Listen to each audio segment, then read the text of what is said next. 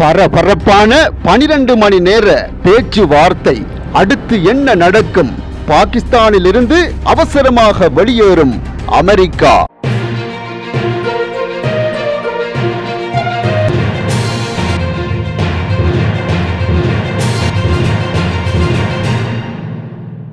பாகிஸ்தானின் இஸ்லாமாபாத்தில் அமெரிக்காவுக்கும் ஈரானுக்கும் இடையே 21 மணி நேரம் நடைபெற்ற அமைதி பேச்சுவார்த்தை போரை முடிவுக்கு கொண்டு வருவதற்கான ஒரு உடன்பாட்டை எட்ட தவறிவிட்டதாக அமெரிக்க துணை ஜனாதிபதி ஜே.டி. வேன்ஸ் தெரிவித்துள்ளார்.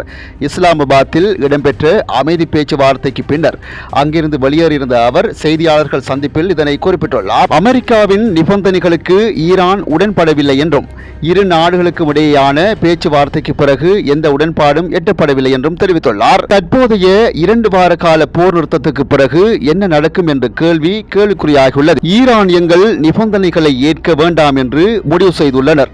அணுசக்தி விவகாரம் போன்ற அமெரிக்காவின் முக்கிய கோரிக்கைகளுக்கு இணங்க ஈரான் தயாராக இல்லை. அமெரிக்கா தனது இறுதி முன்மொழிவை அளித்துவிட்டது.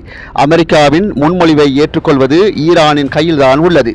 ஈரானின் இந்த நிலைப்பாடு அமெரிக்காவை விட ஈரானுக்குத்தான் அதிக பாதகமான செய்தியாகும் என்று குறிப்பிட்டுள்ளார். இதேவேளை ஈரானின் அணுசக்தி திறன்களை தடுப்பதே ஒரு முதன்மை இலக்கு என்று கூறிய துணை ஜனாதிபதி அமைதி பேச்சுவார்த்தையில் ஒரு உடன்பாட்டை எட்ட முடியாததால் பாகிஸ்தானை விட்டு வெளியேற அமெரிக்கா திட்டமிட்டுள்ளதாக தெரிவித்துள்ளார். இருப்பினும் அமைதி பேச்சுவார்த்தையில் மத்தியஸ்தராக செயல்பட்ட பாகிஸ்தானுக்கு அவர் தனது நன்றிகளையும் தெரிவித்துள்ளார்.